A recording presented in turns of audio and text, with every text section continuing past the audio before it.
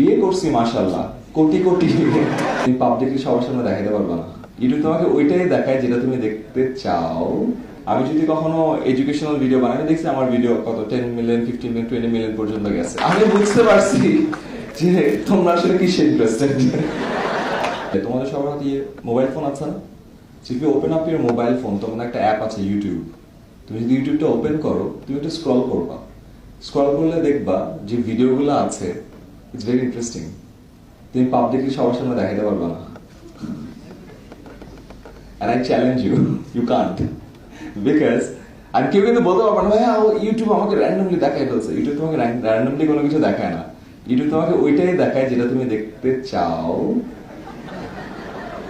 অথবা আগে দেখে আসছো, রাইট?